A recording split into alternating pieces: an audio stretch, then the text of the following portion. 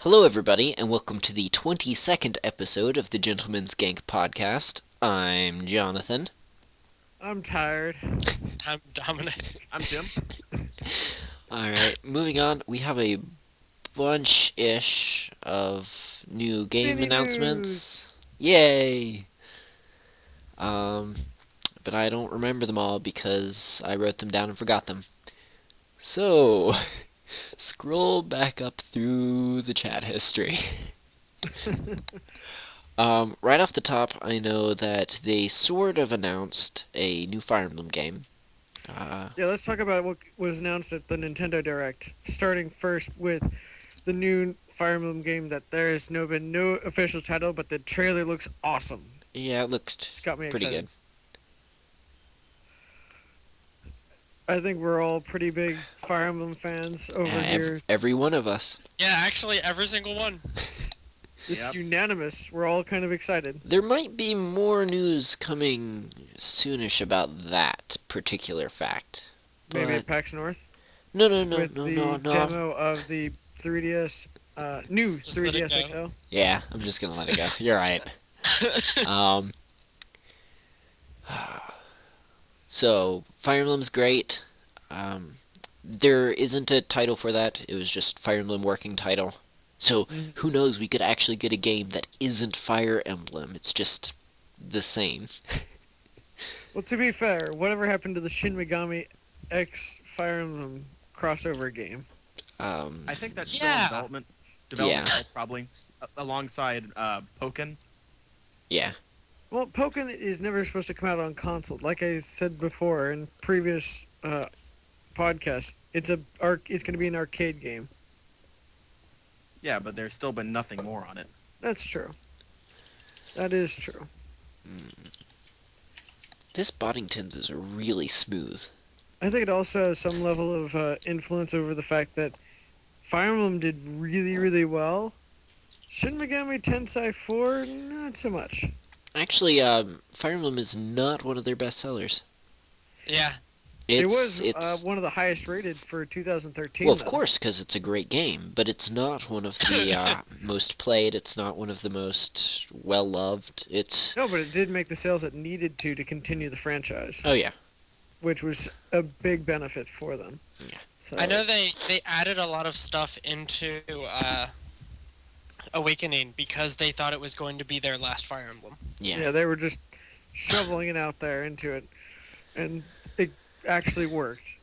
So they pulled a Final Fantasy with it. Something like that. No, because Fire Emblem or Final Fantasy doesn't add anything each time. It's just the same story over and over again with I wouldn't say updated that. graphics. I'd say they more You know the cut origin out. of Final Fantasy, right? Yeah. I don't know. Final Fantasy 15 looks at least interesting. Is it a final hallway simulator, or are they done with this? I have not seen any hallways yet in 15.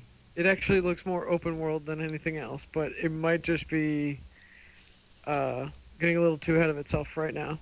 What is Yeah. Earth but a giant hallway? I Alright. don't know, an Earth.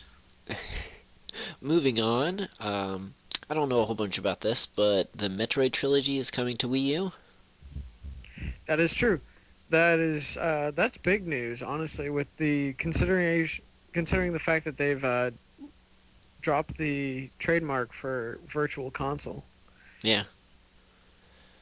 But it does bring promise that we're going to see a lot more GameCube and Wii games coming over to the Wii U's Virtual eShop console, eShop digital shopping. I don't know what they're going to call it now. I want to call it Virtual Console. If that's not obvious. Yeah. You're literally tripping over my words over here. No, I'm assuming by Metroid trilogy it means the Primes. Yes, Yeah. the Prime Yeah. series.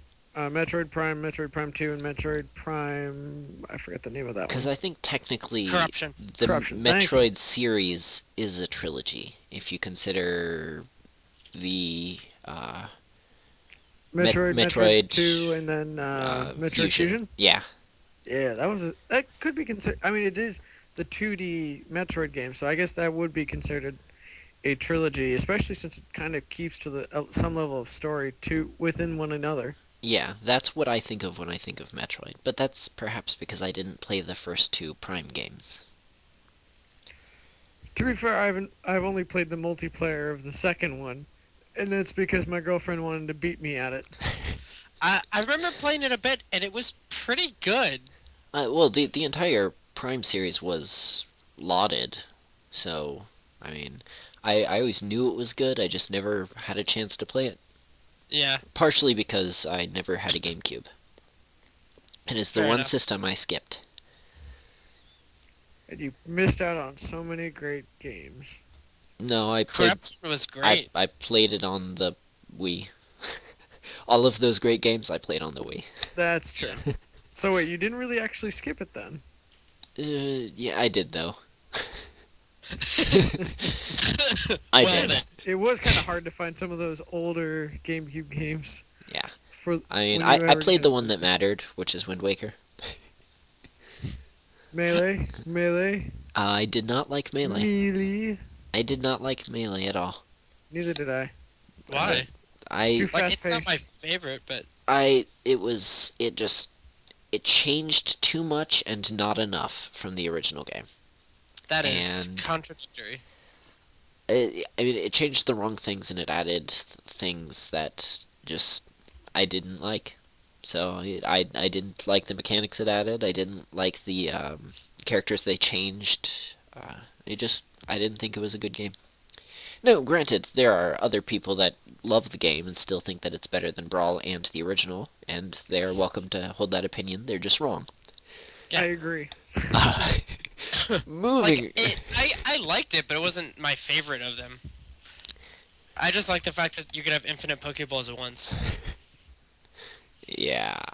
And if you ever want to have fun, just turn on that that whole items on a high only Pokeballs. Oh, 99 stock. Oh, it's fun.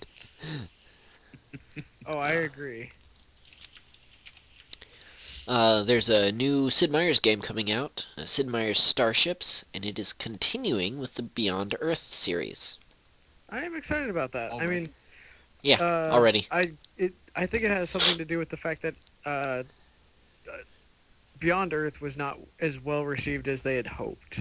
Yeah, because what I it could didn't tell. change anything That's true. at all. It was They a changed a handful of things, but I've seen mods that change more. yeah. It was a facelift. But If you like 5, you'll like the game. yeah. But if you liked 5, then you Play should 5. have 5. Do you have any knowledge of mechanics for Sid Meier's Starships? Nothing yet. I mean, it. Hopefully, it's going to be a bit kind of Eve-ish, but not too far into the Eve Yeah. playstyle. Eve, you Where mean you're gonna Spreadsheet be- Simulator? I There's know. no simulating. It's just spreadsheets. I had a friend who he paid his way through Eve. He never paid money for it. He paid his way through Eve by selling his services to other I don't You became companies. a mercenary. No companies. I guess is what it is. I don't know what the faction term is. So he'd sell his services to factions, to the faction leaders, to run their spreadsheets for them. Wow. That's So how you- he paid his way through the game. So he'd run their you become spreadsheets an for them. accountant for Eve. Yes. He'd Yeah. run the factions spreadsheets, and they'd sell. He'd buy it using. They'd buy his services by giving him subscriptions, because you could buy mean- subscriptions using money in game. Isn't Eve just one giant diplomatic standoff? Basically, Like, Yeah. that's what it is. It's just you have these giant, massive armies at this point just holding out. And like this past year, they actually duked it out with millions of dollars at risk and at stake. that were lost. Some was lost, some was gained, and territory was recounted. Yeah, recounted. Not sure that there was actually any big gain or loss there, but it was definitely recounted. Yes. Those poor, poor accountants. Yeah. I think it's interesting the way you can play games differently than other people expect. Like, he played it by running spreadsheets. He had like 100 Excels. So, it's just an interesting way of doing it. Um, Next topic, there's Borderlands is moving to consoles. Well, the current gen at this point. Yeah, yeah, not the next one, but so they'll get to have some fun with that. Those strange, strange people who, for some reason, do not use PC. What? Eh. When you pay 262 for an Xbox One, that's a special edition. Yeah. There's a little bit of a gain there in comparison to paying for the parts to upgrade to close to the graphics of an Xbox One. Because it looks pretty darn good. But what games does it have? Assassin's Creed Unity? Sonic Boom? You- What? No, Sonic Boom's a Wii U Yeah, exclusive. I know. But no, it has Sunset Overdrive, That's true. which has been an absolute blast to That play. is beautiful.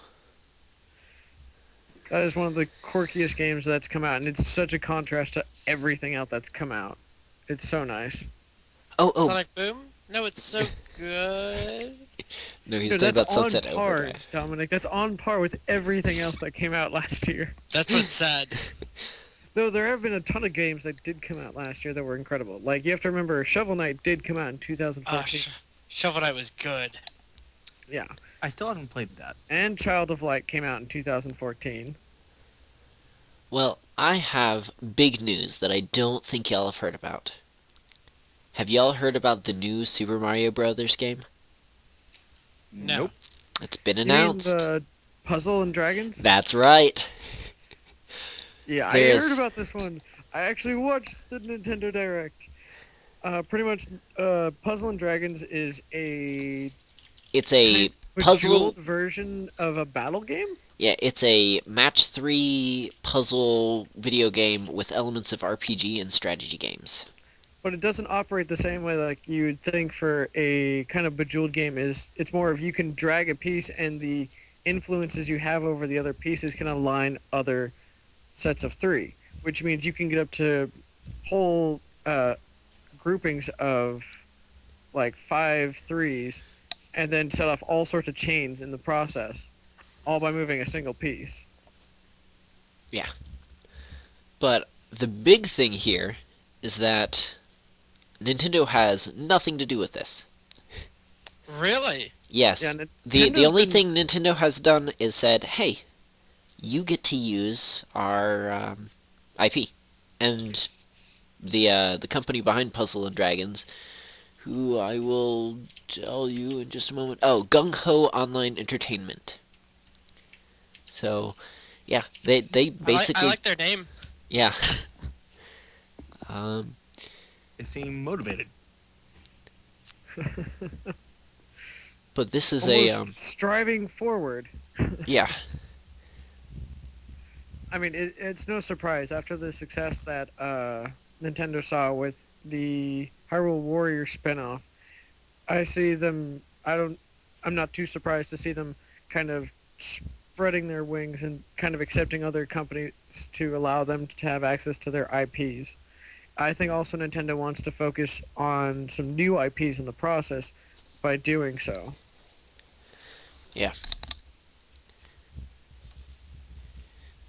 So the nice thing about this is that Gung Ho Games is actually really relatively new for a game studio. But they are sort of the Angry Birds developers of Japan. That is true.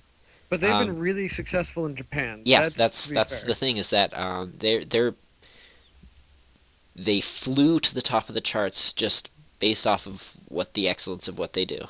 So that's good, and they're both Nintendo and Gung Ho stock is rising well from this merger. Well, not really Yeah. merger, but Partnership. yes, that works well. Yes. So exciting news. You can buy it on the That sounds Android store. pretty cool. Not yet though. In sad news, though, Club Nintendo is discontinuing. Yes.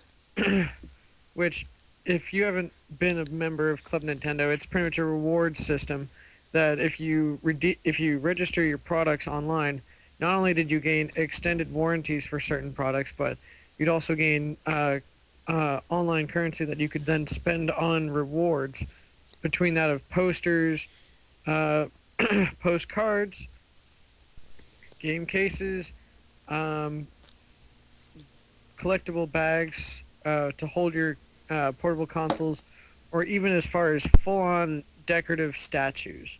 There was one of Ganondorf that went out a while back, and it was gorgeous, and it was just an absolute an absolute work of art, and it was like 1,700 coins. I was blown out of the way. But they've been running that for quite a few years now, going way back. I mean, the reward system hasn't been around for that long, but the Club Nintendo in general has been around for ages for people to register their products.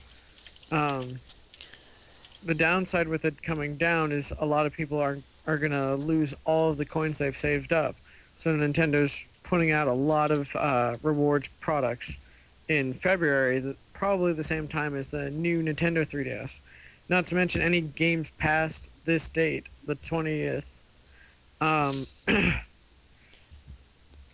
will no longer come with Club Nintendo register codes, and Nintendo will be rolling out their new reward system at a later date.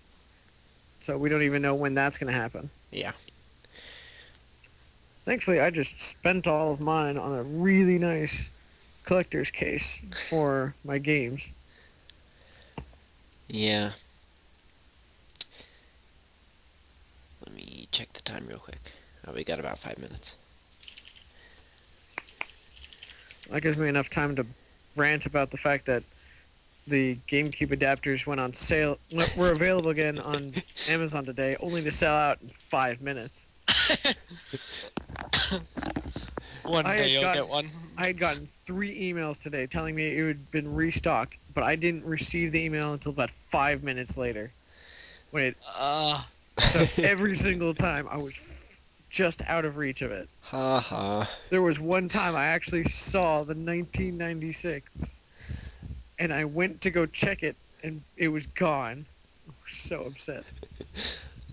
One day. It's One right day. right in your grasp, and then it slipped. It's gone forever. Do you know what else we're not going to be able to get? The new The- 3DS. In standard size, XL. Yes, the It's still coming the to XL US. is still coming to US and Europe. But not the regular size. Not yet. Nope, not. There it's- hasn't been confirmation of Yes, whether there or not has. Really? Yeah. When did this happen? I haven't seen this article, and I've been keeping up with this. Then you need to maybe check some more professional websites. The reason why they're not doing it is because, according to their standard sales, the all the different sizes do not often sell well outside of Japan. Japan has a high concentration of people that likes choices, and so the article I'm reading has the U.S. is a big country, and what they've noticed over the years is that this drives retailers to want to simplify, not diversify their product offerings.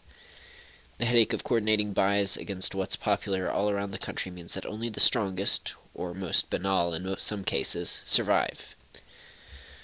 Ugh, that's so boring. I wanted the changeable faceplates. So, basically, and that's part of it, if Walmart said, lol, no to the question, do you want to stock a 3DS that has a bunch of customizable faceplates, that alone would pretty much kill the product in the US, and Hey, guess what? It did. Don't you work at Walmart? Hopefully not much longer. I blame you. It's your fault, Pierre. Don't blame Why would me. you do this? Blame the Why would you do consumer. this to us? Frankly, Walmart stopped selling the regular 3DS ages ago. We haven't seen any come in since probably March. That's sad. We only saw the XLs come in and the 2DSs. It seems the regular just wasn't a big fan within our stores, and that's really disappointing because I prefer the smaller ones. They fit in my pocket. Yep. And the really sad thing about this is that they don't understand that the people who care about swappable faceplates and Super Famicom button colors on their 3DS are, in fact, their bread and butter. It's Yeah. not just a tiny sliver of diehards, it's the people that actually pay for them to exist. Yeah. So, oh well. So if region locking stops being a thing, maybe we'll get lucky. I doubt that'll ever happen. Shh. I can dream, Harold. Harold. You obviously haven't watched enough ASDF movies. No. Oh, yes, yes. She's a chair. Yes. Spoilers. Honey, why is the baby on fire? Buy me more jewelry. Alright, and that ends it for this one. We'll see you next time. This has been Jonathan. Here. Dominic. And Tim. Bye. See ya. Bye.